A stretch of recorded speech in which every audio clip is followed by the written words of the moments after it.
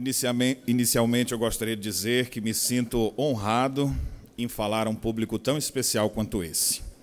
Me sinto privilegiado e quero agradecer desde já a nossa Confederação Nacional da SAF, na pessoa da senhora presidente, dona Ana Maria, por me conceder esse privilégio de poder anunciar boas novas, coisas boas para as mulheres de todo o Brasil que estão nestes dias aqui em Gramado, abrilhantando a nossa Serra Gaúcha. Que Deus abençoe grandemente a vida de cada uma das mulheres. Eu não vou mais só dizer senhoras, porque eu já ouvi aqui que tem muitas mulheres que não gostam de ser chamadas de senhoras. Parece estar um pouquinho mais velha, mas é que eu costumo chamar a minha esposa de minha senhora. E aí, às vezes, acabo dizendo assim. Mas todas as mulheres, que Deus abençoe grandemente a vida de vocês. E eu gostaria de compartilhar, a partir de um texto e alguns outros mais, um tema bíblico importante que tem tudo a ver com o que nós estamos tratando aqui, falando de missões, de evangelização, da obra missionária. E eu gostaria que a gente pudesse refletir e nos aprofundar um pouco mais sobre isso. Quero falar para vocês sobre diáspora, Deus nos movimentando para cumprir os seus propósitos. Cada movimento que fazemos, há de Deus um propósito em nossas vidas. E eu quero, então, convidá-las a abrir a palavra de Deus em Atos, capítulo 8, onde procederemos à leitura. Nós vamos fazer o seguinte, tem uma parte aqui que eu tenho dados, eu tenho informações e aplicações práticas, e eu quero trazer isso para vocês. Vou me policiar no horário aqui do tempo, e no final, se você tiver alguma pergunta, você formula, você tem um bloquinho de notas aí, escreve ela, e a gente pode, no final, responder algumas questões que envolvem o trabalho de missão, de evangelização do Brasil e do mundo, da sua região, lá onde você está inserido. Vamos ler, então, o texto de Atos, capítulo 8, versículos de 1 a 4.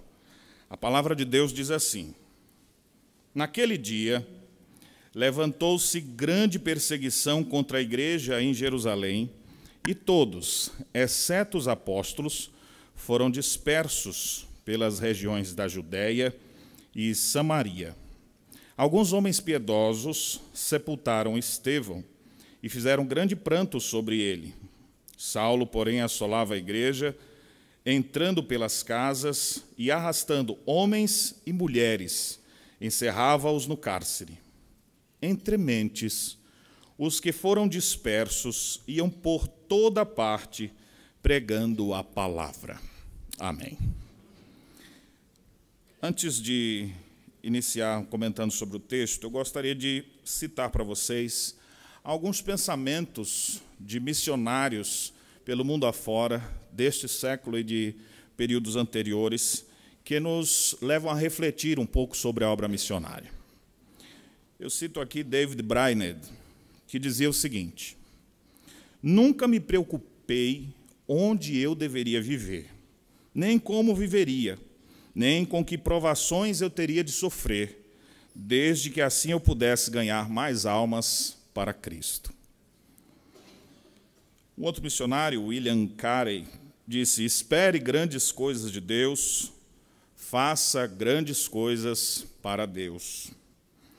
No século XIX, nós temos a Adoniram Hudson, que dizia assim: muitos crentes consagrados jamais atingirão os campos missionários com seus próprios pés, mas poderão alcançá-los com seus joelhos. Destacando assim a importância da oração quando a gente conversa sobre a obra missionária. O missionário norte-americano que veio ao Brasil e que foi o fundador da nossa igreja, Ashbel Green Simonton, ele disse assim: se o campo é o mundo, então todas as esferas precisam ser ocupadas. E a recusa de alguns em ir aos lugares menos promissores somente torna esse dever mais imperativo para outros. É interessante porque, às vezes, as pessoas querem ir para os lugares que têm as melhores condições, as melhores ofertas, mas ele disse: se tem pouca gente querendo ir para os lugares menos promissores, nós vamos precisar devotar mais atenção a isso. David Livingstone disse: Deus teve um único filho e fez dele um missionário. Hudson Taylor disse: a grande comissão não é uma opção a ser considerada, é um mandamento a ser obedecido.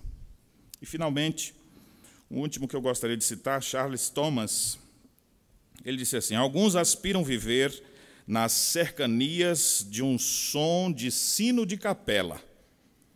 Eu prefiro estar em missão de resgate nos quintais do inferno. Eu não sei se você quer ir para o inferno, eu sei que não. Mas ele queria estar resgatando vidas, resgatando almas para o Senhor Jesus. Meus irmãos, essas frases, esses pensamentos de missionários, é só para a gente refletir um pouco sobre a devoção, o amor, o gosto que eles tinham para com as coisas de Deus. E, ao mesmo tempo, contrastar com o nosso gosto, que nem sempre está tão afinado como o desses homens. O texto que nós lemos, ele nos fala dessa busca pelo avanço missionário. Esse desejo que havia no coração desses homens brota de reflexões bíblicas, como a de Atos 8. Se você ler aí Atos 8, tem um título, e o título é A Primeira Perseguição da Igreja. Na verdade, eu entendo que esse texto não fala simplesmente sobre perseguição. Esse texto fala sobre o avanço do Evangelho. E eu quero mostrar isso aqui para vocês. Para a gente entender Atos 8, 1 e seguintes, primeiro a gente tem que ir em Atos 1, 8, o contrário dele, porque é a chave do livro de Atos. Então, volte algumas páginas aí, por gentileza. Alguns de vocês já conhecem de cor. Se conhece, já recita comigo aqui, que nós vamos ler juntos. Atos 1, 8. A palavra de Deus diz assim: mas recebereis poder ao descer sobre vós o Espírito Santo, e sereis minhas testemunhas, tanto em Jerusalém, como em toda a Judéia e Samaria, e até aos confins da terra. Amém. Observe, aqui está a chave do livro. O Espírito Santo desceria sobre os discípulos, e eles agora, revestidos de poder, deveriam ir para alguns lugares sendo testemunhas de Jesus Cristo, pregando o Evangelho, e observe aonde eles deveriam fazer isso. O texto diz que eles deveriam ser testemunhas: Jerusalém, Judéia, Samaria e até os confins da terra. 4 expressões aparecem aqui. O detalhe que diz assim, não é, vai em Jerusalém, quando completar Jerusalém, vocês vão para a Judéia. Quando terminar a Judéia, vão para Samaria. E, finalmente, vão para outros lugares. Mas a ideia era, tanto aqui, quanto lá. Não espera terminar alguma coisa, porque senão não vai chegar nunca no outro lugar. Vai ser minha testemunha em Jerusalém, vocês serão minhas testemunhas na Judéia, depois na Samaria, ampliando, e até os confins da terra, que naquele primeiro momento podia se pensar até na Espanha, em outros lugares ali próximos.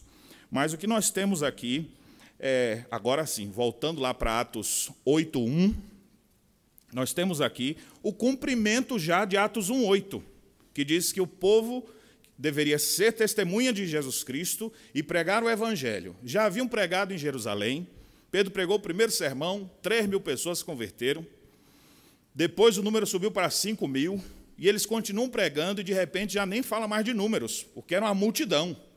Era muita gente em Jerusalém crendo em Jesus Cristo. Mas começou a ficar muito bom em Jerusalém. Jerusalém agora é uma cidade muito presbiteriana. Tem muitos crentes lá, já tem SAF organizado em tudo quanto é bairro. E não dá para ficar só ali. O Senhor deu a ordem, ele disse: vocês vão ser minhas testemunhas aqui em Jerusalém, mas Judéia, Samaria e até os confins do mundo, os confins da terra. O texto diz que naqueles dias se levantou uma perseguição contra a igreja que estava em Jerusalém. E todos, observe a expressão, todos, toda a crentalhada que estava lá, todos os irmãos, todos foram dispersos pelas regiões da Judéia e Samaria. Olha o nome das duas cidades aqui. Eles foram dispersos por todas as cidades da Judéia e Samaria. Deus disse que era para eles irem, mas por enquanto está todo mundo em Jerusalém. Mas agora veio uma perseguição que eles vão para Judéia, Samaria. E o meio que Deus usou para que eles fossem para lá foi exatamente uma dispersão. Por isso que a palavra aparece, eles foram dispersos. O detalhe é que não era uma perseguição fraca, não. O texto diz que, olha o verso 3, Saulo assolava a igreja, entrando pelas casas, arrastando ao PH e a Saf, ou homens e mulheres, e encerrava-os no cárcere. Não ficou mais ninguém. Ele estava prendendo o povo. E quando começa a prender uns, começa a dar medo em outros. E agora, o que vai acontecer? Mas esse povo agora sai em dispersão. E quando eles saem, observe o versículo 4, entre mentes, os que foram dispersos iam por toda parte pregando a palavra. Deus estava usando a dispersão desse povo para fazer com que os seus propósitos eternos, que ele já havia determinado e informado para o seu povo, acontecessem. Vocês vão ser minhas testemunhas em Jerusalém, Judéia, Samaria, só que o povo está só em Jerusalém. Como é que eu faço para esse povo ir para Judéia e para Jerusalém? Deus se utiliza dessa dispersão, a palavra aqui é diáspora. E Deus usa diáspora para fazer com que o povo se esparrame para outros lugares, não fique todo num lugar só. E à medida que eles vão andando, eles vão fugindo da perseguição, eles iam pregando o evangelho. O que acontece quando o povo vai saindo e pregando o evangelho? Será que é só falar e depois vai embora? Não, as sementes vão ficando ali. Ele vai lançando. Depois o texto ilustra, por exemplo, Filipe em Samaria, pregando, gente se convertendo. Mais adiante você vai ver aquela história do eunuco que está lá lendo a Bíblia, não tem ninguém para explicar a ele. E aí ele fala com o eunuco se converte, e aí começa histórias de conversão. Deus se utilizando das diásporas, ou seja, fazendo com que o povo se espalhasse para que a sua vontade fosse realizada. Há um artigo muito interessante do Dr. Elias Medeiros, intitulado Deus espalha para reunir por intermédio do seu povo. É um artigo interessante que tem dados estatísticos, eu quero falar deles aqui daqui a pouco para vocês. E ele fala sobre as diásporas, sobre essas dispersões do povo. Você já parou para pensar o que está acontecendo aqui hoje? Desde ontem até domingo? Aqui tem gente do Brasil todo que foi para um lugar, que se espalhou de sua região. E daqui a pouco vocês estão aqui todos reunidos, vão se espalhar de novo. Deus reuniu vocês. Mas daqui a pouco, o que Deus vai fazer? Vão com Deus. E o que vocês vão fazer enquanto vão? Enquanto voltam? Enquanto pegam um táxi? Enquanto senta do lado de uma pessoa? Enquanto estão chegando em sua casa? Enquanto estão com fome e vão almoçar? Enquanto andam por esse mundo? O que vocês vão fazer enquanto vocês vão? O que devem fazer? O texto diz que aqueles que iam sendo dispersos, por toda parte eles iam pregando o evangelho. A palavra diáspora, a junção de duas palavras gregas, dia, através, e esperem, que é a ideia de espalhar. Deus se utiliza de diáspora, ou seja, ele junta para espalhar. As pessoas vêm, creem, e o que você faz com elas agora? O que Deus faz com elas? Dispersa. Nós vamos ver isso aqui então. Essas pessoas cumprindo a vontade de Deus através das diásporas. Eu queria que você pensasse aqui comigo, e nós vamos ver outro texto agora em Atos 17. Abra lá, por favor. Que cada movimento nosso, cada movimento geográfico dos crentes acontece dentro da soberania de Deus. Nada acontece em vão. Nem a pessoa que ficou hospedada no mesmo quarto que você aqui, nem a forma como as coisas aconteceram até esse momento, nada é à toa. Há sempre um propósito de Deus em todas as coisas. Abra comigo Atos 17. O contexto é Paulo no Areópago. E quando Paulo faz um sermão no meio de uma cidade idólatra, em determinado momento, olha o que ele diz, versículo 26. 26 a 28. Diz assim: de um só fez toda a raça humana para habitar sobre toda a face da terra, havendo fixado os tempos previamente estabelecidos e os limites da sua habitação, para buscarem a Deus, se porventura tateando o possam achar, bem que não está longe de cada um de nós. Presta atenção agora. Pois nele vivemos e nos movemos e existimos, como alguns dos vossos poetas têm dito, porque dele também somos geração. Nele vivemos, nos movemos e existimos. Você vive em Cristo. Você existe por causa de Cristo. E você se movimenta de um lugar para o outro, e esses movimentos acontecem em Cristo também. É Cristo quem nos movimenta para lá e para cá.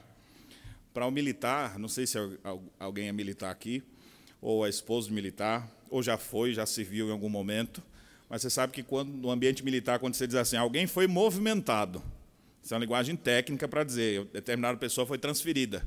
Ou vai ter movimentação agora, ou seja, um sai daqui e vai para lá. Eu estou há 10 anos no Rio Grande do Sul por causa de uma movimentação, ou seja, uma transferência militar. Na verdade, é perceber pelo sotaque que eu sou gaúcho mesmo daqui. Deu para perceber, não? Oxe! Olha só, eu nasci em São Paulo, me criei em São Paulo até os 10 anos. Meu pai se aposentou, levou a família de volta para a Bahia. Fui criado na Bahia. Os baianos gostaram aqui. Ó. Os baianos estão ganhando o mundo, né? E vivi lá me converti, lá conheci a preciosa da minha vida, a minha esposa, me evangelizou, ganhou uma alma para Jesus e ficou com o corpo para ela. E nos casamos, fui batizado na igreja de Campo Formoso, lá batizei meu primeiro filho, de lá fui enviado ao seminário, vim para São Paulo, fiquei de novo 4 anos em São Paulo, outra realidade, um outro momento, já como crente. Depois daquele período, para onde será que Deus vai mandar? E a gente fica orando, porque Deus é quem nos movimenta. E aí, nessa, já tinha uns convites para ficar em São Paulo, e eu estava imaginando que podia ficar em São Paulo mesmo, ia ser bom para mim. E pedi, para as igrejas que estavam querendo isso a meu respeito, que contactasse o meu presbitério. Meu presbitério disse, negativo, ele vai voltar aqui para a Bahia. Aí eu, sim, senhor, eu não vou forçar nada aqui, não. Deus está dirigindo a minha vida por meio das lideranças existentes, das autoridades constituídas. O presbitério lá se desmembrou, que era o presbitério de Campo Formoso, que pertence ao Sínodo Noroeste da Bahia. Cadê a sinodal? Está lá no fundo, ó. Pois é, era dessa sinodal aí. E criou o presbitério Noroeste da Bahia. Quando eu cheguei lá, então ele falou, o que nós vamos fazer com esse rapaz aqui? Aí ele falou, não, manda para a reunião do outro presbitério lá. E aí eu fui para o outro presbitério. E para onde será que vão me mandar? E aí tinha um campo lá, chamado Várzea do Poço, que ninguém gostava de ir.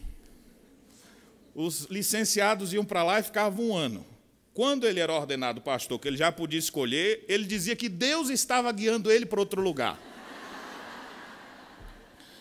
E eu fui para esse lugar. E cheguei lá e nós amamos aquele lugar. Cidadezinha de 5 mil habitantes no centro, pegando o interior, dá uns 9 mil, 10 mil habitantes, eu acho. Uma cidade que na época não tinha nem Danone. Os meus filhos ficavam querendo comprar Danone, e a gente ia na cidade de Jacobina, que ficava a alguns quilômetros ali, para poder comprar uma coisa diferente para os filhos. Mas nessa cidade, nós ficamos lá 5 anos. E vimos a igreja avançar, vimos a igreja criar autonomia, a igreja plantar outras congregações virar igreja. E nós vimos Deus trabalhando naquele lugar que a gente achava que não ia acontecer nada. E Deus foi nos usando ali, até o momento que Deus me movimentou militarmente agora. E agora, para onde é que eu vou? Sempre orei com a minha esposa, dizendo assim, Deus, me leve sempre para um lugar onde eu possa ser útil. Eu não quero estar no lugar apenas para ficar lá, sendo Sendo aquele negócio que bota os ternos pendurados assim, né? Um cabide assim. Não, eu quero estar num lugar que eu possa ser útil, Senhor. E aí o chefe militar, que não é crente, disse, olha, são 2 capelães, um vai para Manaus, o outro para o Rio Grande do Sul. E eu falava, meu Deus do céu, para onde será que Deus vai me mandar? E eu fiquei pensando, já que eu estou pedindo para Deus me mandar para um lugar onde eu possa ser útil, bem que eu vou para Manaus. Quem é que tem de Manaus aqui? Né? Descobri, fui a Manaus, visitei uma igreja nesse período, e vi que o índice de evangélicos em Manaus, no quartel, era de 40%. Igrejas presbiterianas em Manaus tem várias. E aí, daqui a pouco vem a notícia, o chefe dizendo, você vai para o Rio Grande do Sul e o outro rapaz vai para Manaus. Deus me movimentou para cá, estou há 10 anos aqui. Quando eu chego aqui, que eu procurei as igrejas, falei, cadê as igrejas? Em um mês já conhecia todo mundo. Já conhecia as igrejas, porque um final de semana em um lugar, em outro, e rapidamente você já percebe a realidade das igrejas. Pouquíssimas igrejas, e igrejas totalmente diferentes daquele modelo que nós estamos acostumados a ver. Por exemplo, a igreja média de 300, 400 membros, uma igreja grande com 1.000 membros, uma coisa assim. Aí você vai para o Rio Grande do Sul, não tinha uma igreja que tivesse 100 membros. Igrejas organizadas. As congregações com 10, 15 pessoas, eu falei, meu Deus do céu. E, de repente, o próprio presbitério me convida, olha, pastor, nós estamos precisando de sua ajuda aqui. Eu falei, eu vou morar em Canoas. Se eu puder ajudar aqui num raio que dê para eu ir e voltar, estou a dispor. Eles falam, não, em Canoas mesmo nós estamos precisando de um pastor. Só que o detalhe é uma coisa, nós não temos recurso para lhe pagar.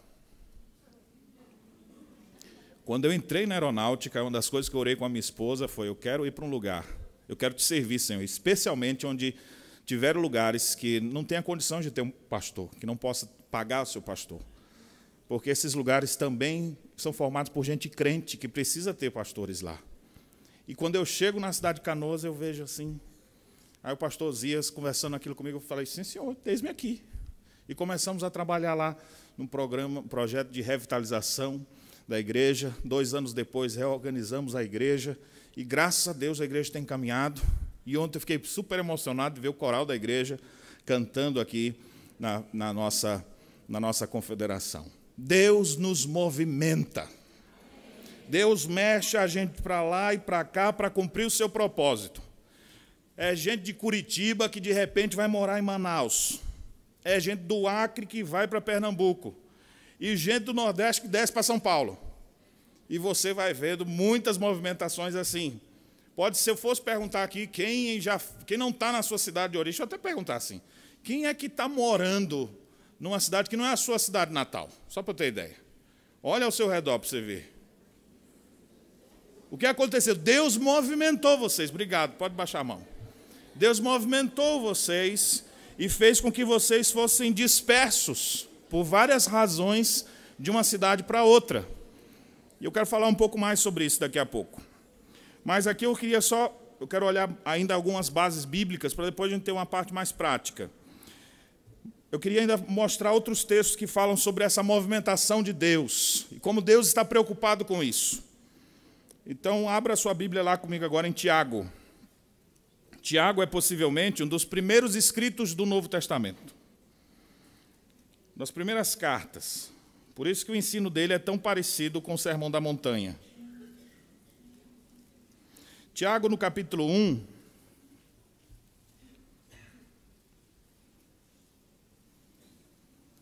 o povo estava vivendo aquele período que nós vimos inicialmente ali em Atos 8:1, e diz assim, Tiago, servo de Deus e do Senhor Jesus Cristo, as 12 tribos que se encontram na dispersão. A palavra aqui é diáspora. Tiago escreve para 12 tribos de gente que estava na dispersão. O que aconteceu? A gente que estava morando fora de sua cidade natal, talvez fosse Jerusalém, e agora estão vivendo em outras regiões, foram dispersos, 12 tribos, dispersos para vários lugares, e essas pessoas agora estão sofrendo aquilo que a maioria das vezes a gente sofre quando é movimentado de um lugar para o outro. Às vezes você está vivendo lá naquela igreja, coisa boa demais, uma SAF atuante, você chega em outro lugar, nem tem. nem tem igreja. O que você faz numa situação dessa? O que aconteceu com aqueles irmãos que Tiago escreve? Eles começaram a ficar desanimados. Começaram a passar por provações, e a fé deles foi se enfraquecendo, e Tiago escreve para fortalecer esses irmãos que estavam em diáspora. Às vezes parece quando alguém sai da igreja, porque foi trabalhar em outro lugar, o marido foi movimentado por essa, por aquela razão, aí passa um tempo, a gente exclui do hall de membros. É um procedimento administrativo. Mas, na verdade, essa pessoa está onde agora? Onde é que ela está? É um crente em Jesus. Qual é o propósito de Deus de ter movimentado essa pessoa para lá? Alguns de vocês vão dizer, pastor, estou pedindo a Deus que movimente uns para bem longe lá da igreja. Que leve uns desses assim. Mas, normalmente, Deus movimenta os melhores, às vezes. Aqueles irmãozinhos mais queridos, falam, oh, meu Deus, já vai. Né? Aqueles irmãos estavam fora de sua terra. E o autor sagrado, divinamente inspirado, está preocupado com essas pessoas que estão em dispersão. Uma carta é escrita para essas pessoas. Pessoas que estavam fora de sua cidade. Leia comigo agora outro texto. 1 de Pedro, capítulo 1.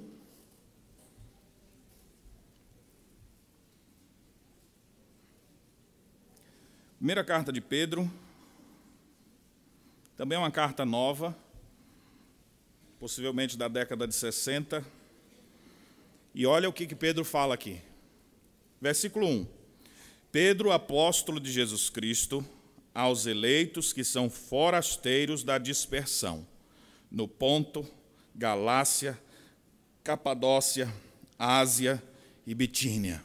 Observe, Pedro escreve uma carta endereçada a crentes que estão em diáspora, a mesma palavra aqui, traduzida como dispersão. Crentes que foram dispersos. Aumentou já a região, porque antes era das 12 tribos. Agora já é Ponto, Galácia, Capadócia, que é região, não é cidade. Ásia, ou seja, gente que estava sendo dispersa por vários lugares. Aí você fala, mas o que eu vou conversar com uma pessoa que está longe da terra? Não, talvez eu vou mandar uma mensagem dizendo, irmão, fica firme aí, que Deus está contigo e te ajude para você não desviar da fé, nesse tempo que você vai estar sem a nossa igreja. Junta aí o dinheiro da mensalidade, porque aí quando for oportuno você manda. O que você ia dizer para uma pessoa que está longe? Eu acho que dificilmente passaria na nossa mente o tipo assim, ó, prega o evangelho aí onde você está. A pessoa já está desanimada, vai pregar o evangelho. Não tem ninguém do lado dele. Mas o que Pedro escreve? Você olha mais adiante, o texto muito conhecido de todos nós, capítulo 2, versículo 9. Pedro fala com aqueles irmãos dispersos em vários lugares, dizendo, vocês são raça eleita, sacerdócio real, nação santa, povo de propriedade exclusiva de Deus, a fim de proclamardes as virtudes daquele que chamou das trevas para a sua maravilhosa luz. Vocês estão em dispersão? Prega o evangelho. Vocês estão longe da terra de vocês? Prega o evangelho aí. Observe duas cartas aqui com essa preocupação. Encorajamento em meio à diáspora para pregar a palavra do Senhor. Meus irmãos, se você for olhar outros textos mais, para mim aqui está bom já, nós vamos ver que até o próprio Filho de Deus foi movimentado. Onde é que era o seu lugar? O Senhor está lá no reino dos céus, foi movimentado para o abismo dos homens. Veio aqui à terra. E aqui na terra, ele não botou um escritório no lugar e ficou lá esperando as pessoas virem para ele atender. Mas ele andava de cidade em cidade, de povoado em povoado, por toda parte, pregando o evangelho do reino. Anunciando, arrependei-vos, porque está próximo o reino dos céus. As sandálias de Jesus Cristo eram sandálias gastas. Seu corpo vivia cansado. Por isso você entende porque ele entrava no barco, estava dormindo enquanto está todo mundo desesperado. É porque ele trabalhava. E ele ia para os lugares onde ninguém menos esperava. João capítulo 4 diz que o Senhor achou necessário passar por ali, em Samaria. Era necessário, não era uma necessidade geográfica, mas era uma necessidade espiritual. Tinha gente ali para se converter. Havia pessoas ali que precisavam ouvir o evangelho. E o Senhor passa ali, dando exemplo para nós. Então, nesse primeiro momento aqui, eu quis mostrar para vocês que cada movimento nosso, guarde bem isso, cada movimento nosso, ele acontece dentro da soberania de Deus. Deus nos mexe daqui para lá, Deus nos movimenta, nele nos movemos, para lá e para cá, e há um propósito eterno de Deus nisso. A igreja, quando foi movimentada por meio das perseguições, por onde ela ia, ela proclamava o Evangelho, espalhando a mensagem do Redentor pelos 4 cantos. Agora eu queria dar para vocês uns dados estatísticos do mundo de hoje, só para você ter ideia. Porque aqui nós vimos o que aconteceu no tempo bíblico.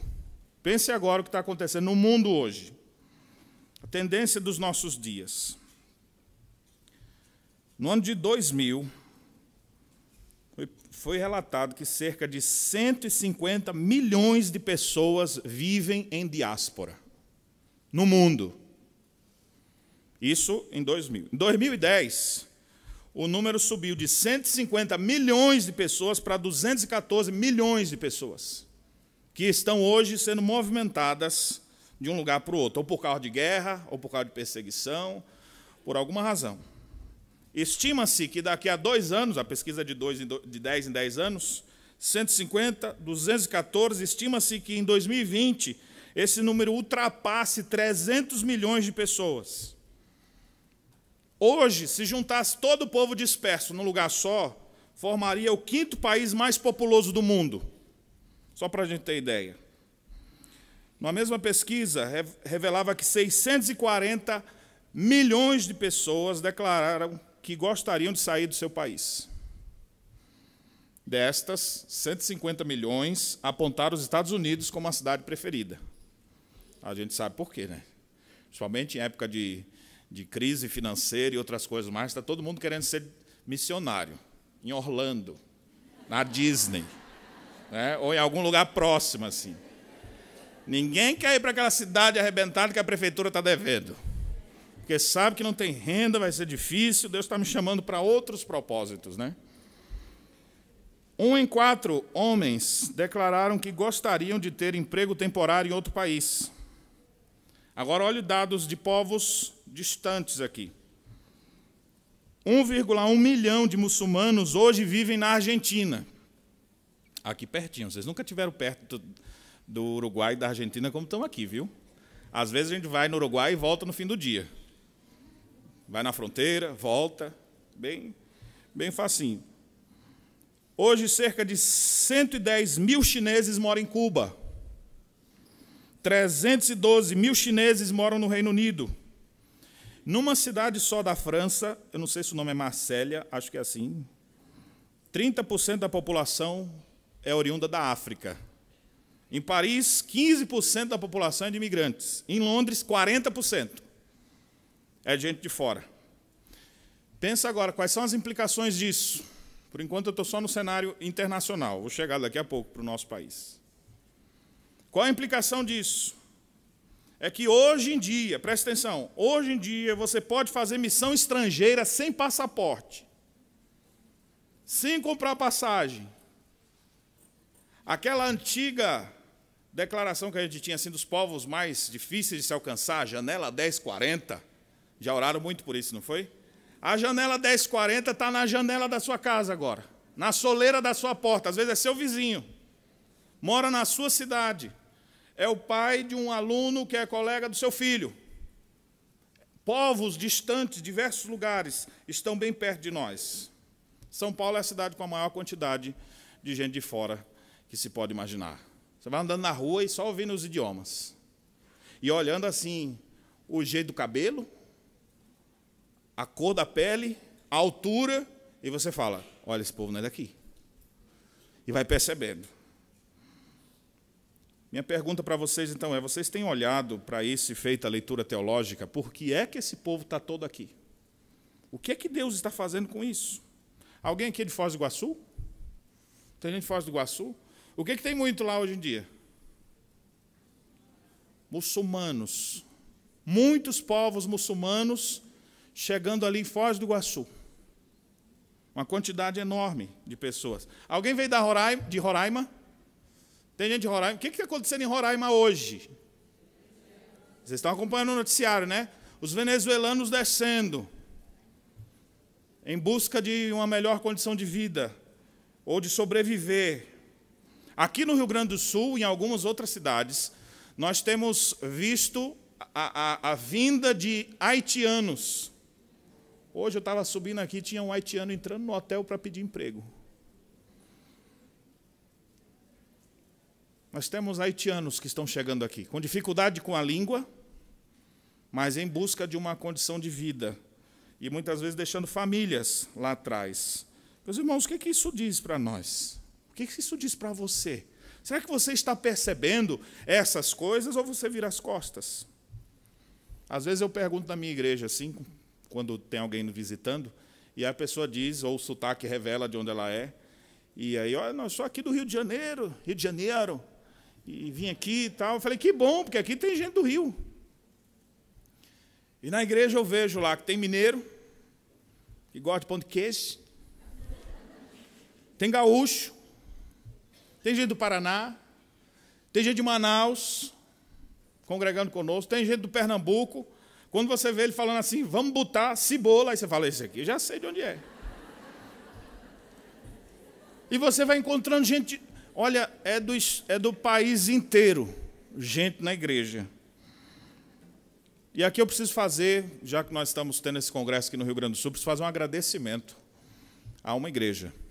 Não é uma igreja local, mas um grupo de irmãos de uma determinada região do nosso país. Quem é do Ceará? Olha aí, os irmãozinhos do Ceará. Muito bem. Nós, aqui do Rio Grande do Sul, devemos reconhecer diante de Deus que a igreja do Ceará, ela é aqui, foi aqui desde os primórdios, como se fosse a igreja Morávia. As primeiras pessoas, os líderes das nossas igrejas aqui, eram cearenses que vieram para cá, movimentados por Deus, criados na igreja presbiteriana, chega aqui e não tem. O que eles fizeram?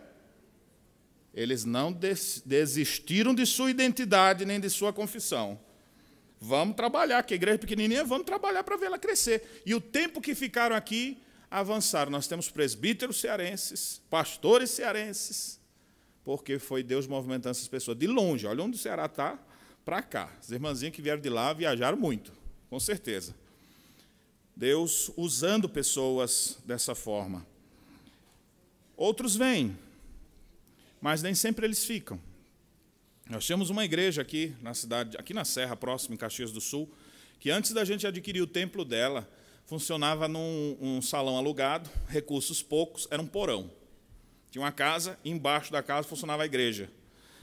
Tivemos divulgação em mídia, Facebook, todo mundo sabe onde era a igreja. Vinha gente de fora, crentes presbiterianos de outro lugar. Aí entrava lá, quando via que era no porão, ele fala, a Igreja Batista da Aliança ali, ela é tão boa, né? Deus é um só, é toda igreja da mesma linha, acho que eu vou congregar lá. E foram congregar lá, não quiseram a igreja do porão. E a gente, por isso que a minha gratidão à igreja do Ceará, nesse sentido, que veio aqui para o Sul e investiu e trabalhou e tem sido, ainda hoje, uma grande bênção para todos nós. Deixa eu já fazer duas aplicaçõezinhas práticas aqui, que eu não aguento ficar deixando elas para o final. Você já parou para pensar que essas pessoas que se mexem de lá para cá, daqui para lá, são a grande oportunidade que Deus coloca diante de nós? Efésios 2:10. A Bíblia nos diz que Deus preparou boas obras de antemão para que andássemos nelas. Deus bota as coisas na nossa frente. Você não vai converter as pessoas. Nossa teologia não fala bem assim. Deus é quem resgata o pecador. Mas Deus bota as coisas diante de nós. E essas pessoas se mexendo daqui para lá e de lá para cá, são oportunidades de Deus. Porque quem chega, que sai da sua cidade e chega num lugar novo, ele chega com um monte de dificuldade. Primeiro, ele não sabe onde está nada. Não sabe pedir. Às vezes é até enganado por um esperto, porque não entende bem das coisas. E essas pessoas ficam perdidas. Olha que oportunidade de você aproximar dessa pessoa e dizer, posso lhe ajudar? Está precisando disso? A pessoa não tem ninguém aqui, de repente encontra você oferecendo serviço. Posso lhe ajudar? E, de repente, as primeiras amizades que aquela pessoa vai ter vai ser exatamente uma presbiteriana abençoada da SAF, que vai conversar com aquela pessoa, que vai ajudar aquela pessoa, que vai iniciar uma evangelização, e a pessoa vai fazer perguntas difíceis, e você fala, essas aí eu não sei, mas eu sei que ele responde. E vai encaminhar essas pessoas. E essas pessoas vão ter o conhecimento com a verdade. As pessoas que estão sendo movimentadas, um outro benefício é que elas estão abertas a mudanças. Uma pessoa que sai do Rio Grande do Sul, por exemplo, para ir morar lá no Acre, ela vai ter que se adaptar ao clima, a mesma coisa ao contrário. Vem para cá para o Sul, vai ter que aprender a lidar com frio, com horários diferentes, cada lugar tem aspectos ali específicos. A pessoa está disposta a se adaptar ao clima, cultura, vizinhos, por que não pode ir na igreja? Lá na cidade dela, Deus me livre, não gosto de crente. Mas aqui que não tem ninguém, o crente é quem está servindo e ajudando e fala, vamos comigo. Aí a pessoa, por que não? Que excelente oportunidade. Mas, às vezes, a gente não enxerga essas pessoas ao nosso redor. E aí a gente acaba sofrendo um pouco com isso. Deixa eu lhe dar uns dados aqui do Rio Grande do Sul, que minha esperança é que vocês todas orem mais pelo nosso estado, a partir dessa oportunidade que tivemos de terem todos vocês aqui. No sábado, eu vou falar um pouco mais sobre o Rio Grande do Sul. E quero apresentar algumas coisas na noite missionária que vai ter.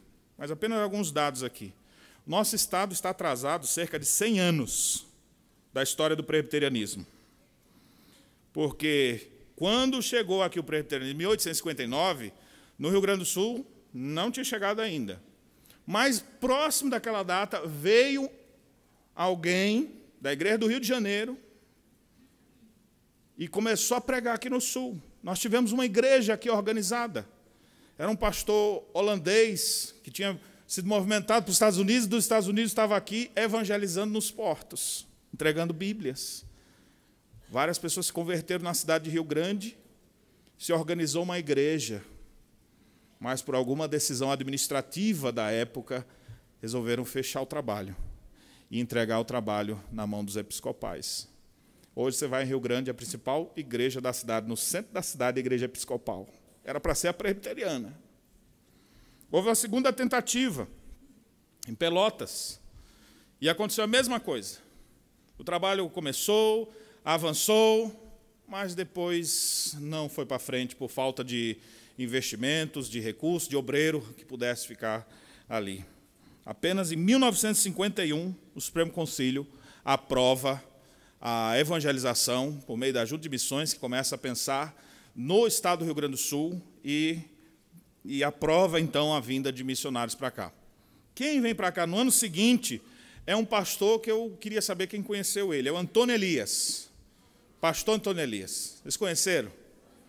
Então, ele foi movimentado para vários lugares. Não foi? Porque as mãos que levantaram, uma de cada canto aqui. Então, o Antônio Elias andou por vários lugares e foi para o Rio Grande do Sul. Veio para o Rio Grande do Sul.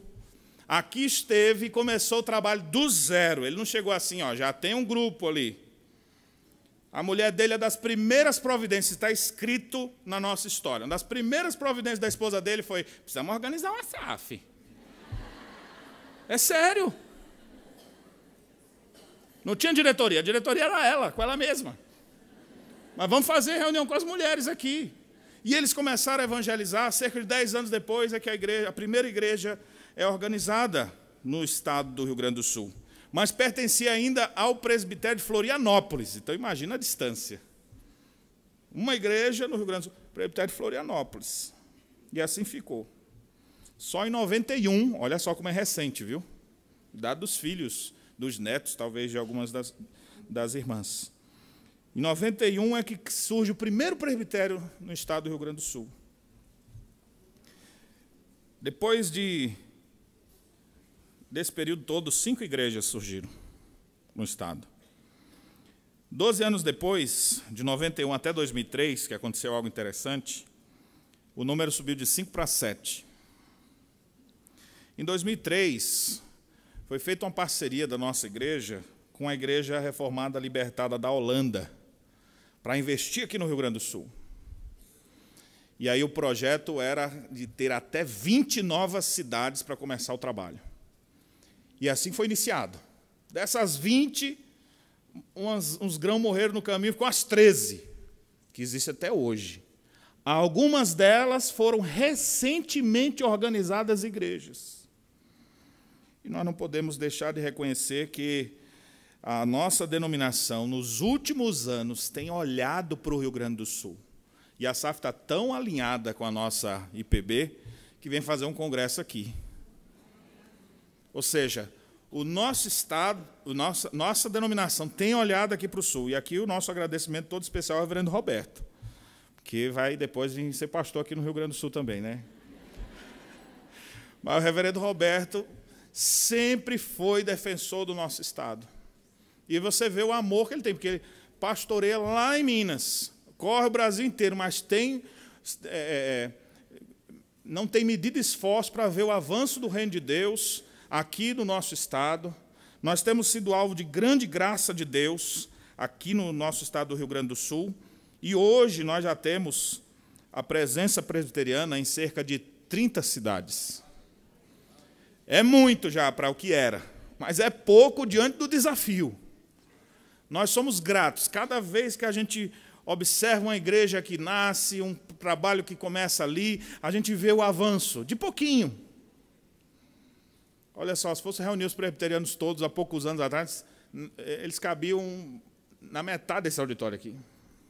Hoje já lotava, se botasse os presbiterianos tudo no lugar. Nós somos cerca de 1.500 presbiterianos no estado. Mas antes era pouca gente. Deus tem feito isso crescer, mas o nosso desafio é grande, porque nós temos, sabe quantas cidades aqui? Quase 500 cidades, são 497 municípios. Estamos presentes em 30 cidades, ou seja, 6%. Nosso desafio é enorme. Os meus estudos teológicos, inclusive, têm se focado nisso. Quando eu fiz mestrado, uma das coisas que eu fiz foi um estudo de caso para o Rio Grande do Sul. E uma coisa boa que a gente conseguiu enxergar é que, olha que dado interessante aqui, a população inteira do estado do Rio Grande do Sul, espalhada em 500 cidades quase, a metade dessa população mora em 20 cidades só. A metade da população. Logo, estas cidades se tornam para nós cidades estratégicas. Ronaldo Lidório fala no seu livro de Plantação de Igreja que muitas vezes o apóstolo Paulo ia para os epicentros, para dali o evangelho se desdobrar para outros lugares. São cidades estratégicas que vocês precisam orar. Não perca, neste sábado nós vamos dar informações sobre isso. A metade da população mora ali. E nós precisamos avançar para muitos outros lugares. E eu fico pensando o que nós podemos fazer para ver esse avanço acontecer. Porque o esforço humano não é suficiente. Então, algumas coisas que a gente precisava fazer. Primeiro, e aqui é onde vem as questões práticas agora. Primeiro, nós precisamos orar pelo avanço da igreja no estado do Rio Grande do Sul. Eu queria desafiar vocês, e que oportunidade Deus me deu de falar isso aqui para vocês agora. Eu queria desafiar vocês, eu quero pedir para vocês, eu quero suplicar o favor de vocês, que vocês implorem junto ao trono da graça por esse estado. Vocês vão andar aqui nesse estado e vocês vão ver que a educação é boa. Problemas políticos existem no Brasil todo, mas você vê coisas mais tranquilas também no cenário político. Você vê uma boa distribuição de renda. Você vê um clima agradável. Não tem seca. Chove o tempo inteiro. Até dentro dos quartos das irmãs chove. Tem água para todo lado, por isso que chama Rio Grande do Sul.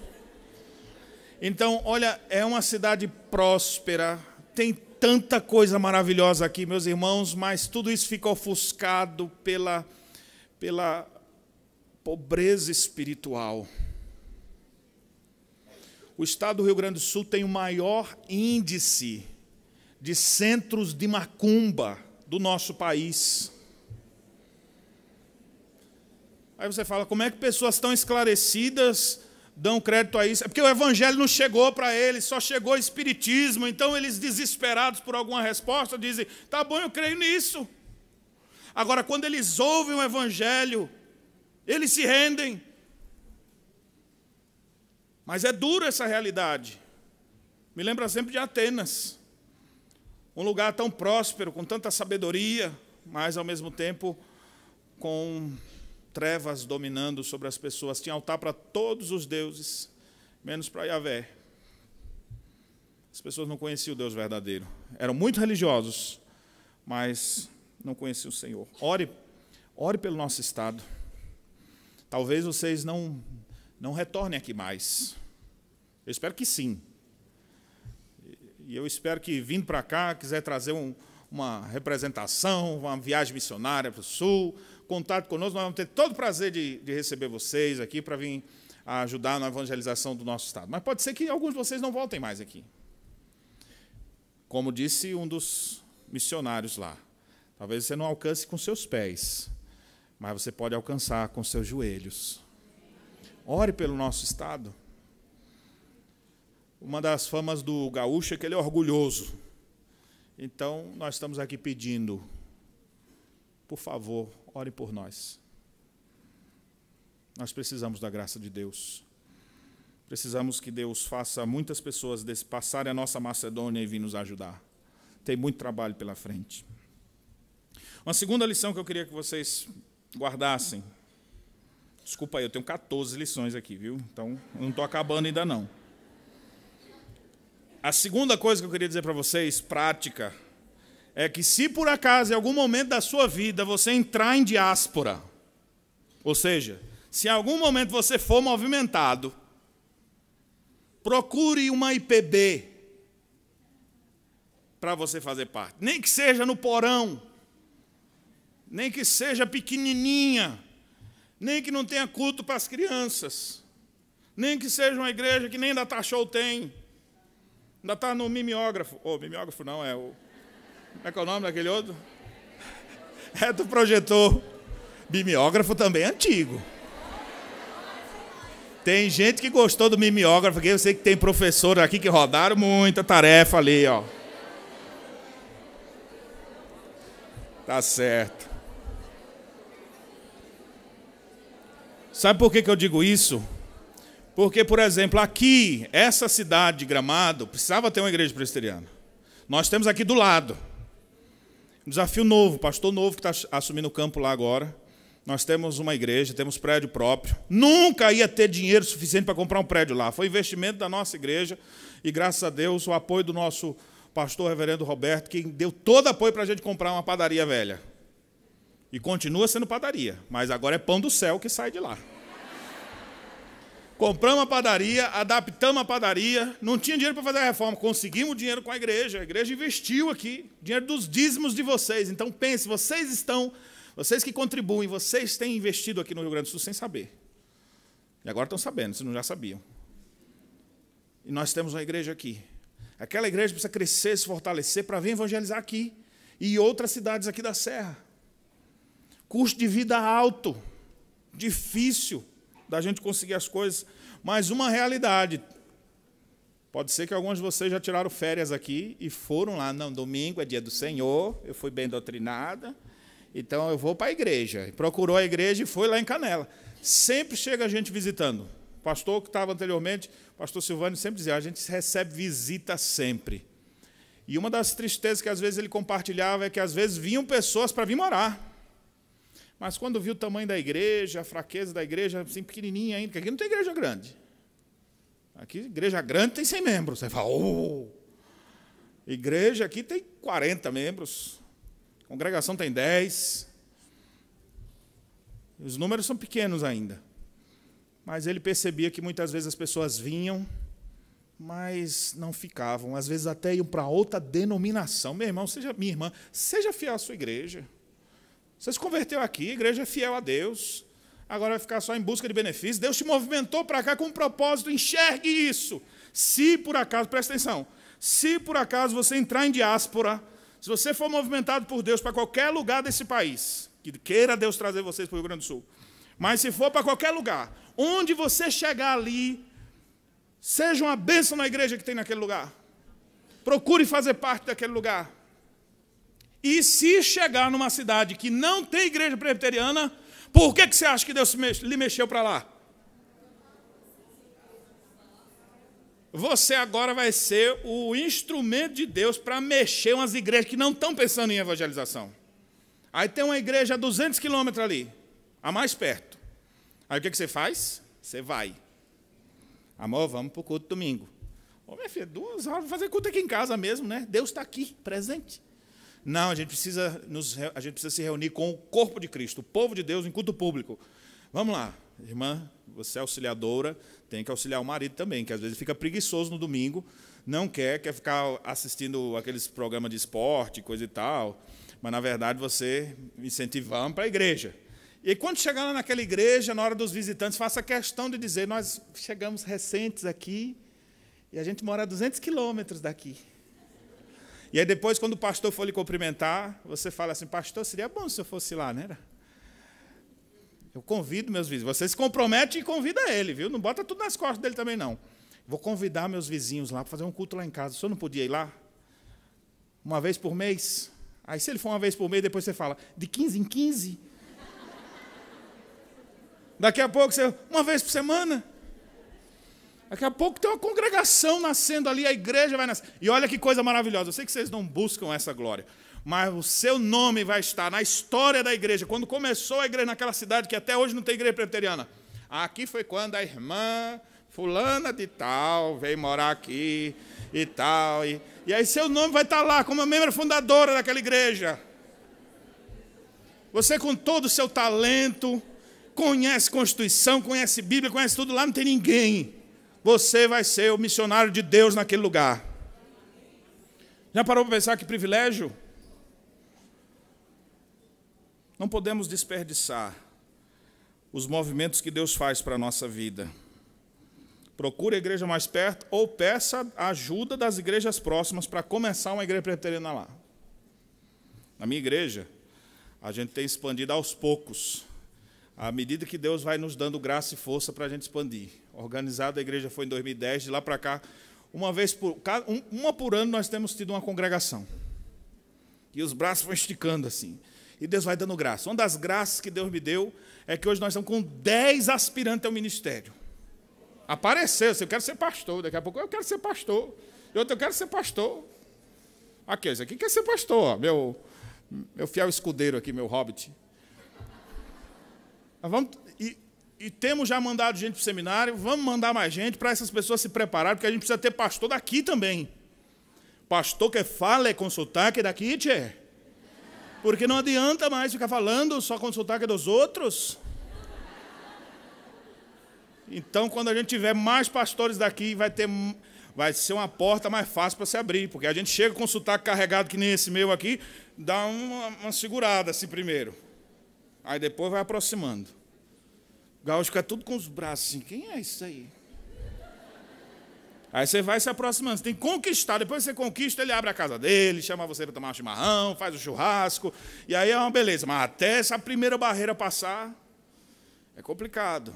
E como Deus tem sido gracioso, porque eu nem tenho tempo de ficar na igreja, porque eu sou capelão militar, dou meu expediente no quartel.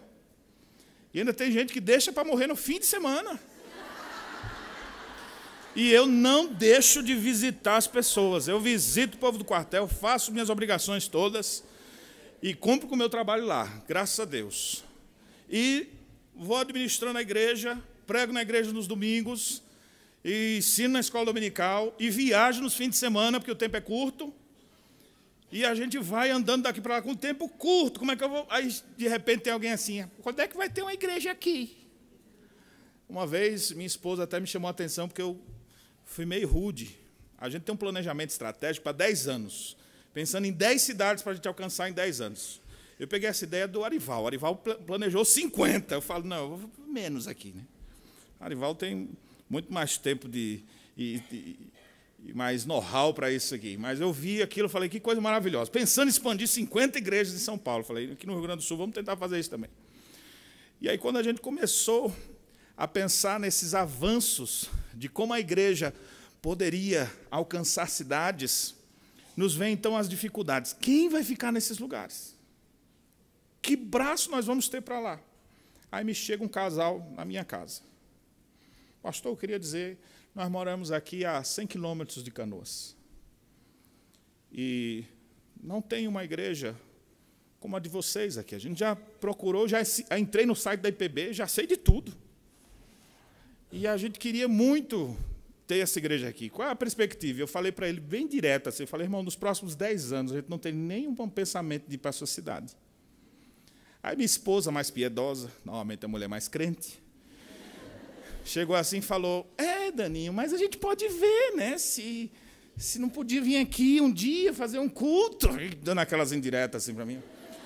Aí o que eu falei para aqueles irmãos foi, irmãos, olha, é o seguinte, vocês estão a 100 quilômetros, não é tão longe assim, vocês venham congregar aqui conosco, vão ser muito bem recebidos, vai ser um prazer ter vocês aqui.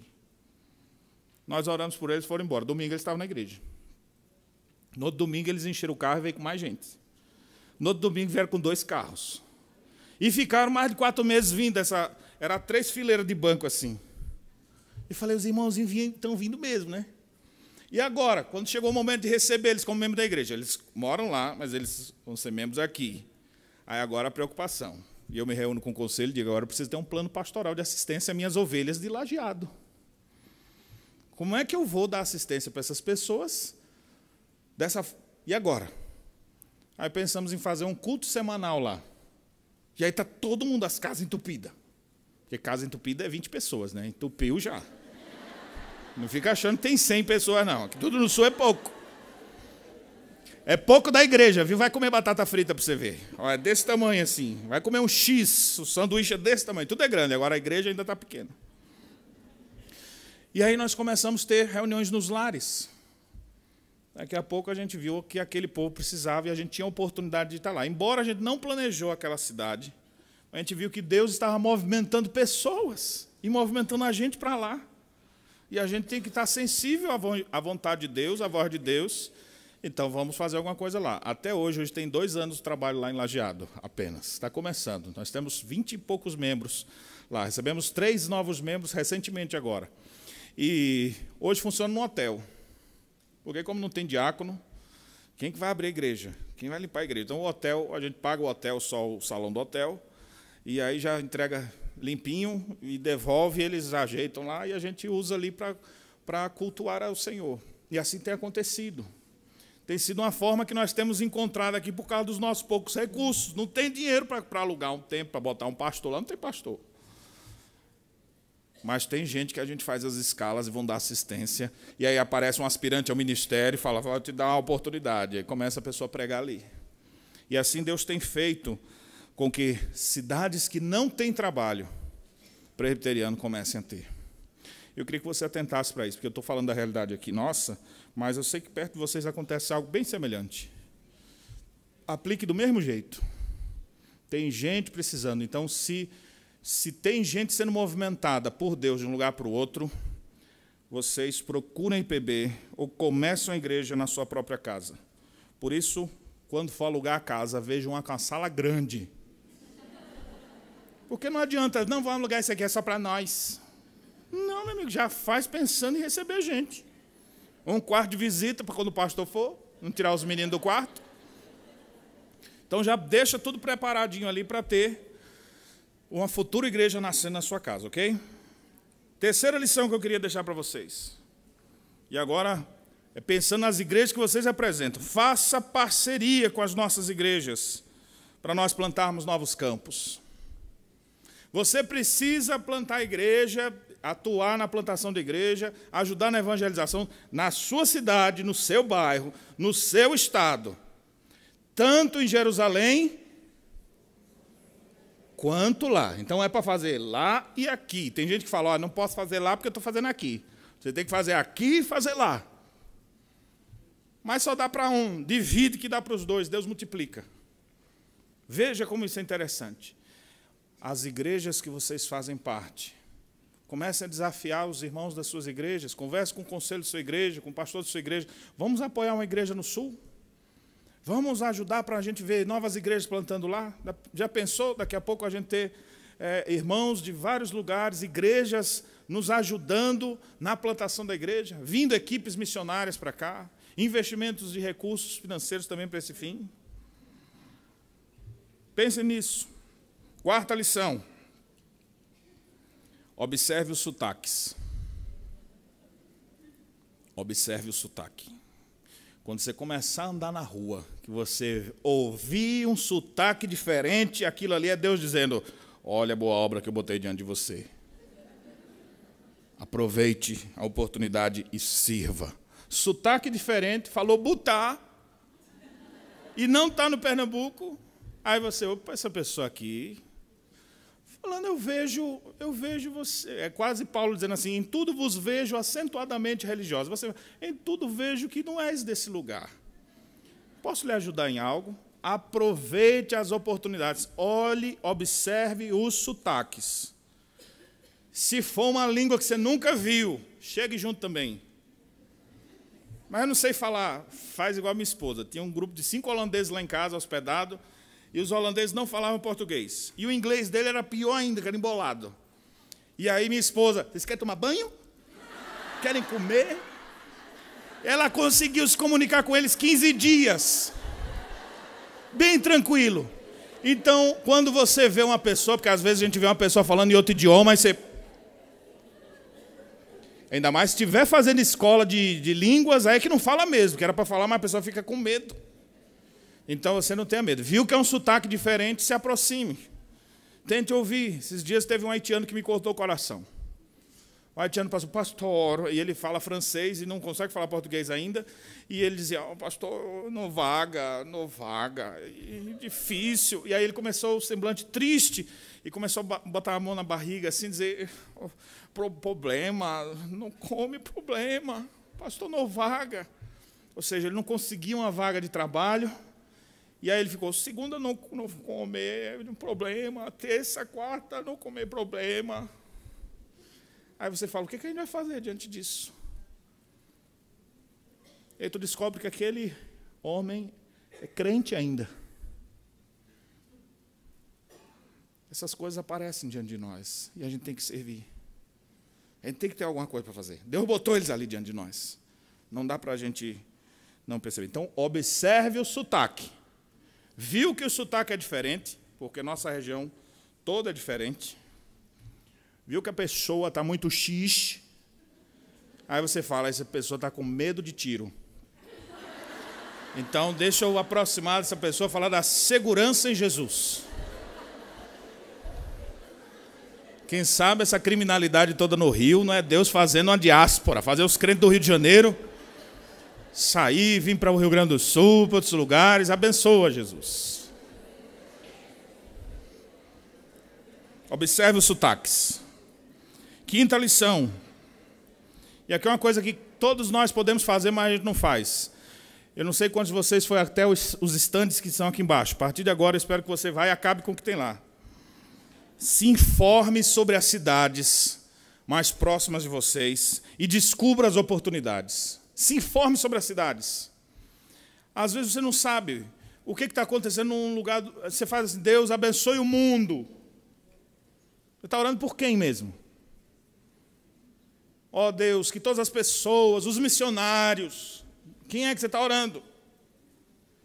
Pega um calendário desse ali da PMT, da Junta de Missões, entre lá e veja, ó, fulano de tal, coitado, esse rapaz aqui está longe, está trabalhando, a família dele está lá sozinha, eu vou orar por ele, vou mandar uma carta para ele, mandar um e-mail para ele, mandar uma oferta para ele.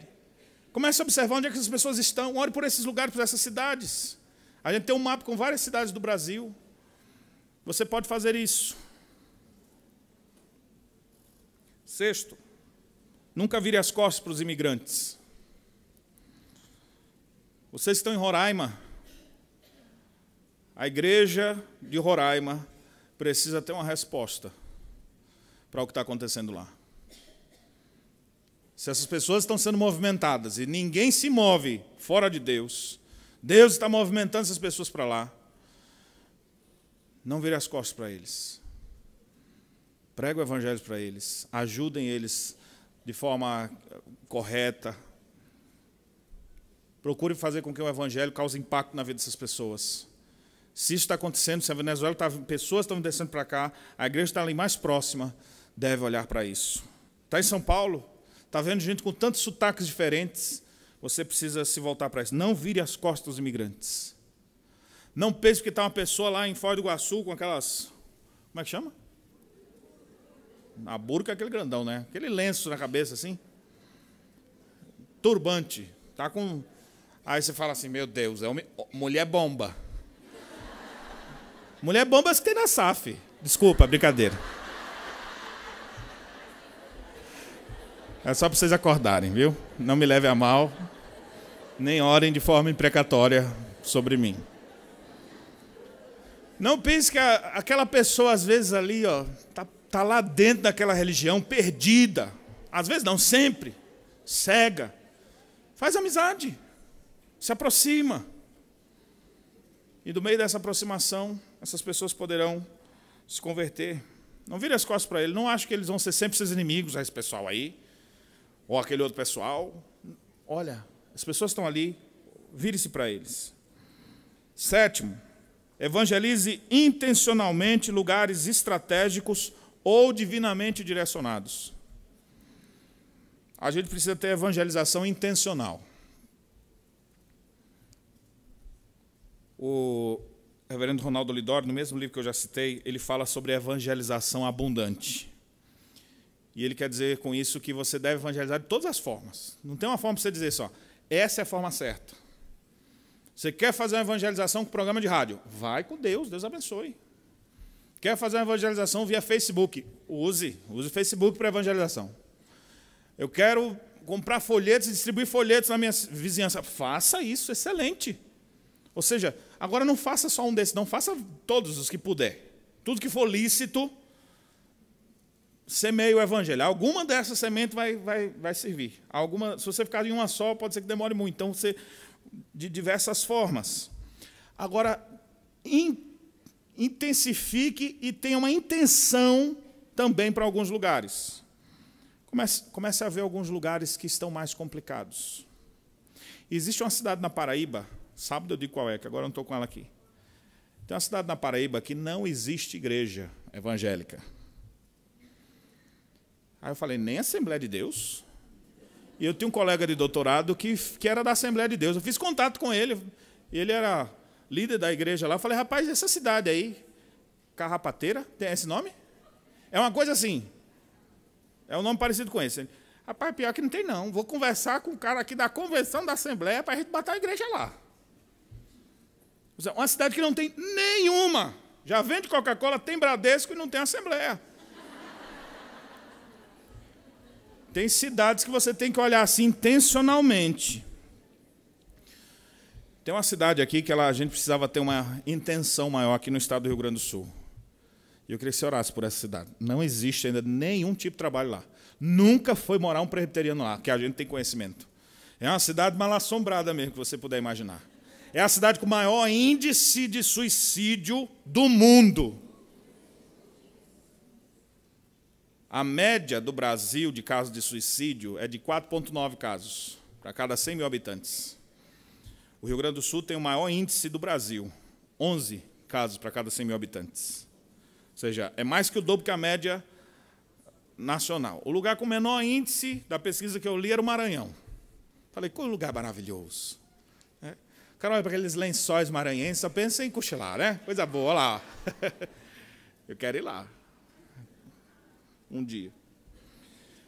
Mas, assim, essa cidade apresenta índices dos países com maior quantidade de suicídio do mundo, 43 casos para cada 100 mil habitantes. A gente tem uma cidade aqui que é assim. Uma cidade a 300 quilômetros de onde a gente está agora. Igreja difícil lá. Poucas igrejas, mas já tem igreja. A nossa igreja não tem lá. É um lugar que a gente precisava intencionalmente, Venâncio Aires, o nome dessa cidade. Cidade de Venâncio Aires. Uma das justificativas que é dado para o alto índice de suicídio da cidade é a quantidade de agrotóxico que é utilizado na plantação de fumo. Porque muitas vezes na plantação de fumo eles botam aqueles produtos lá que é proibido, mas eles botam mesmo assim. e aquilo deixa a pessoa meio depressiva. Aí o tio já tinha se matado, o pai tinha se matado, ele dá a ideia e acaba morrendo também, se matando. E, além disso, o fumo é algo muito traiçoeiro. Fumo não presta.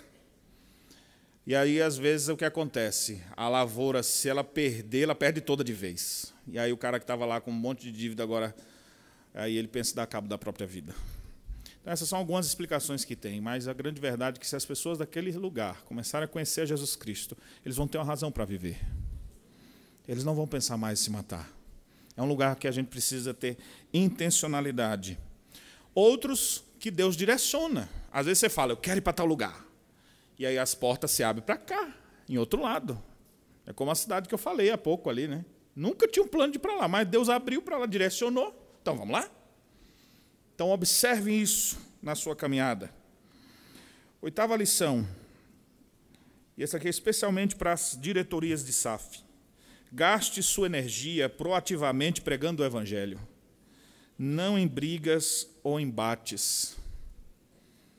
Às vezes, com todo respeito, irmãs, às vezes se perde tempo, o precioso tempo curto que temos de pregar o Evangelho, de anunciar, para ficar vendo picuinhas, para lidar com problemas ali intermináveis. Problemas a gente tem que lidar, não tem como a gente fugir deles, a gente precisa resolver. Mas tem gente que gosta de ficar mastigando, sem engolir. Sabe, você fica só com aquele negócio na boca, mastigando. Nem cospe, nem engole. E fica ali com aquele negócio. Não, ou cospe ou engole. Resolve aquilo e não gasta energia, porque senão você começa a ficar doente espiritualmente. E sabe qual é a doença? É a pessoa que começa a achar que a vida religiosa dela se resume a ela se encontrar com algumas outras pessoas para falar do que a fulana disse. Para poder comparar o trabalho de um com o de outro. E aí fica só naquelas coisinhas ali assim, tu não sabe que fulana... E começa aquela fofocada. Então, não gaste suas energias nisso. Problemas surgem, a gente tem que resolver, resolva. Isso já vai consumir suas energias. Mas a maior parte das suas energias, gaste pregando o Evangelho. Você vai ficar muito mais animada. Isso rejuvenesce. É melhor do que produtos da Mary Kay. Vocês vão se sentir mais felizes. Porque qual é a coisa que mais dá gás na igreja do que a chegada de novas pessoas? Gente que se converte. Isso dá alegria para a gente. A gente vê uma pessoa se convertendo. Que coisa maravilhosa. Chegando, perguntando tudo para você, que você não sabe. Tem lá os crentes velhos de igreja, aquele tempão, que não valorizam nada. Aí a pessoa lá valoriza tudo. Tudo. Até o tríplice amém. Que coisa linda. Não sei o que significa, mas que coisa linda. O que é aquilo? Tudo pergunta, e você, que coisa maravilhosa, essas pessoas novas chegando. E outros que estão lá, a gente não está nem interessado nisso. Então, gaste sua energia de forma proativa. 9, evangelize como estilo de vida e não como uma programação. A igreja pode ter programações evangelísticas. Um dia fazer um culto na praça, entregar folhetos em determinado horário, todo mundo se reúne para fazer um bairro. Isso é ótimo, mas não resuma a vida de evangelização com isso. Hoje eu vou evangelizar. Não, todo dia tem que evangelizar. Toda hora tu tem que fazer isso. Isso tem que ser parte da sua vida. E aqui tem uma coisa mais complexa. Só vai ser parte da sua vida se de fato você tiver convertido. Se de fato seu coração pulsar por Cristo. Se de fato a palavra de Deus ocupar o primeiro lugar de sua vida. Porque senão você vai fazer evangelização como uma programação e dizer, graças a Deus que eu já fiz. Pelo menos se alguém disser alguma coisa, eu já vou dizer que eu já entreguei 1000 folhetos. Ainda preenchi o formulário e botei lá. Não, tem que ser mais do que uma mera programação. Programação é bom que tenha, porque motiva, incentiva. Mas você precisa fazer isso como estilo de vida. Onde Deus lhe mexer, as pessoas que aparecem. Vai para o hospital. Por que você acha que está no hospital? Eu estou doente, preciso que alguém fale para mim. Não, fale para os outros. A pessoa, puxa vida, você está todo arrebentado aqui, mas o Senhor está comigo. Eu queria ter essa tua fé. Crê no Senhor Jesus, será salvo. Daqui a pouco a pessoa sai dali, puxa vida, encontrei uma pessoa. Às vezes você nem vai ver os efeitos disso, mas a palavra de Deus foi semeada. Vai na padaria, é a amizade que você faz com as pessoas. Vai no posto de gasolina, é a amizade que você faz com ele na hora de abastecer. Agora, se você todo lugar que você chega de cara amarrada, querendo ser servido só. Não, nós estamos para servir. Aproveite as oportunidades, inclusive aquelas coisas que você acha que não estão programadas. Nada deixa de estar no programa de Deus. Ele pode não ter dito para nós qual que era, mas estava lá. Deus quis que a gente passasse por aquilo, para nos ensinar alguma coisa. Então aproveite. Estava numa viagem, furou o pneu. Quem gosta de furar pneu? Ninguém mais vai chegar atrasado, sei o que. Eu tenho que pregar a palavra de Deus lá. Tem 10 incrédulos dentro da van que você foi. Vão ter que ficar esperando, então ali tudo com medo. Aí o que você faz? Aí você pega o seu celular e começa. Não, você vira para aquelas pessoas, tenta uma amizade, conversa de outros assuntos e, numa oportunidade, fala de Jesus Cristo para elas. Deus botou você naquela situação. Aproveite as oportunidades que Deus lhe dá. E veja a evangelização não apenas como uma programação, mas como parte da sua vida. O tempo inteiro. Respire isso, proclame isso. 10º, convide intencionalmente incrédulos para almoçar ou jantar na sua casa. Quem é que você costuma chamar para almoçar na sua casa? Os irmãos. Pastor. Chamar o pastor é bom também. Convide incrédulos. Convide crente também, mas bota pelo menos lá uma vez por mês, vou chamar incrédulos. Sugestões de quem você podia chamar. Você tem filhos? Convide os amigos do seu filho para jantar, para comer uma pizza em casa, porque ali você já evangeliza os meninos também, porque a primeira evangelização que a gente tem, que ninguém percebe, é só na hora da refeição, você fala, pessoal, vamos todos aqui reunidos, desliga a TV um pouquinho, vamos agradecer a Deus que nos deu esse alimento, você faz uma oração.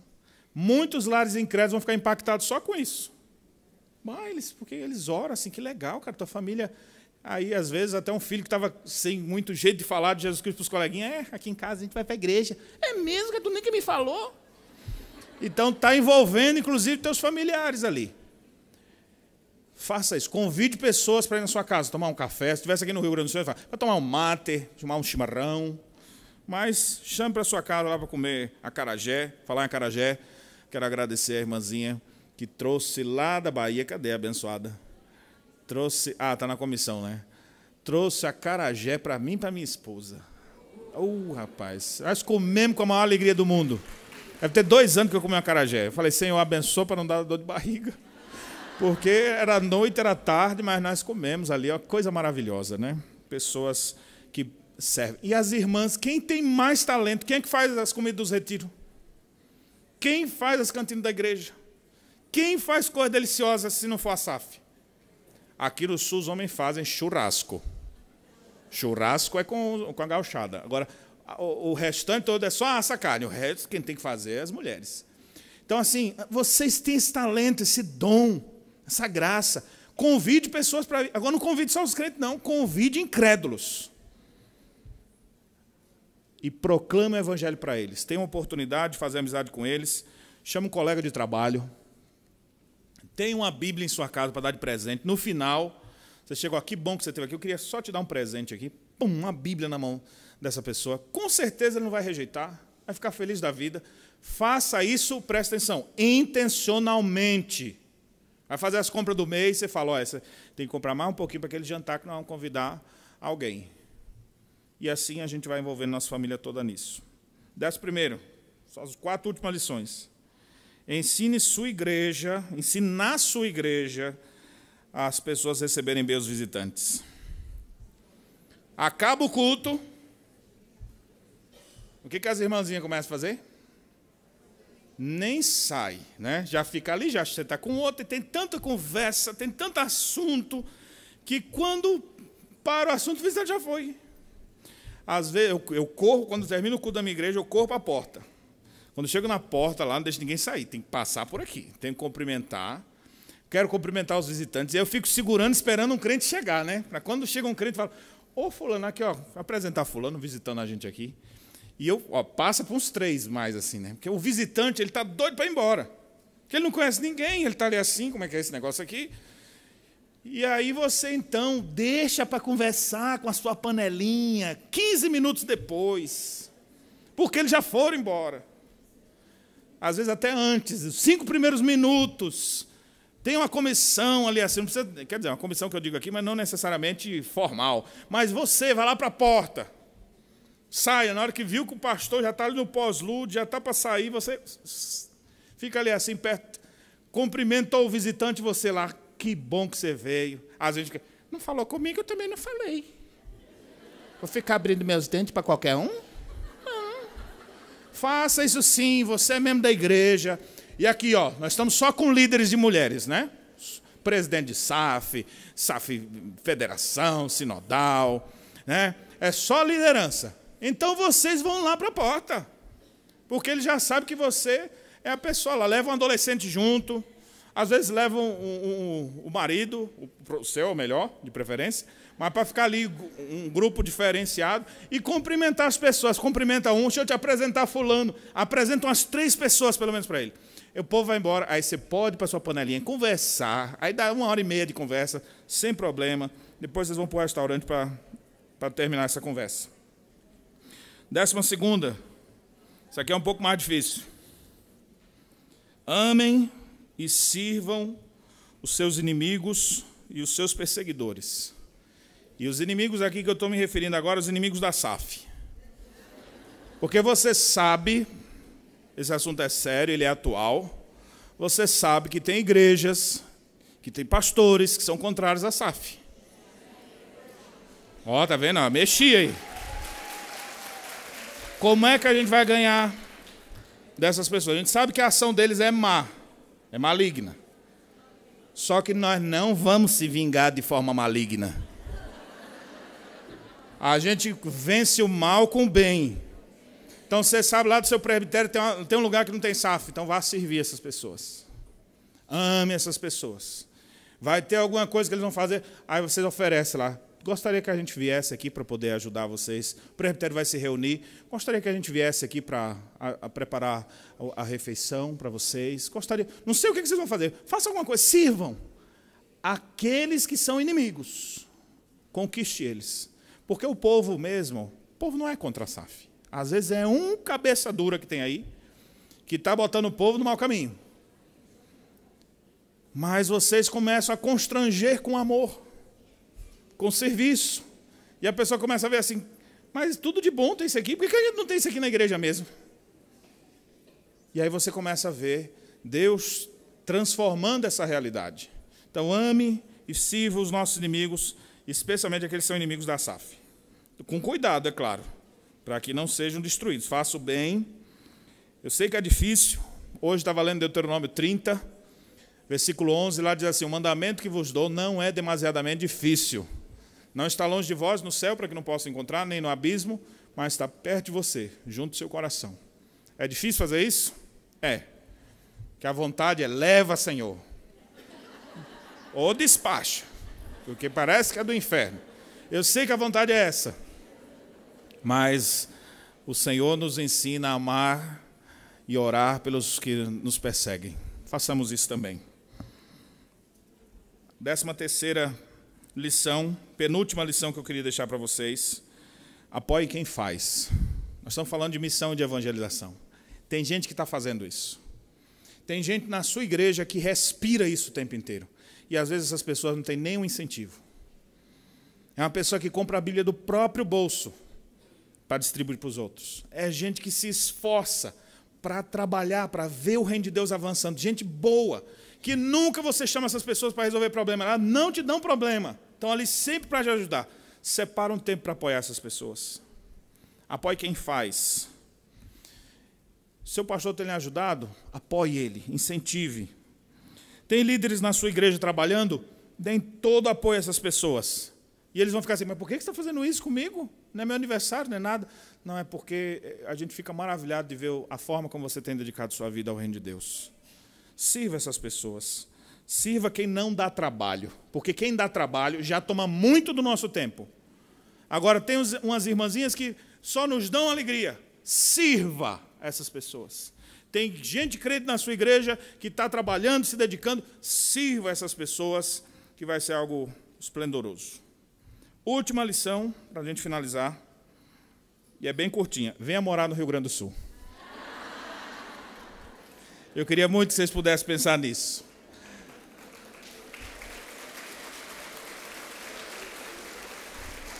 Mas não é brincadeira, eu estou falando sério.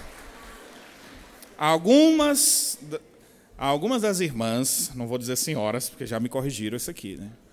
Algumas das irmãs já aposentaram. O marido já aposentou. A cidade que você está não tem mais nada, porque os seus parentes já morreram. E aí você está lá querendo ficar naquele lugar para quê? É meu canto.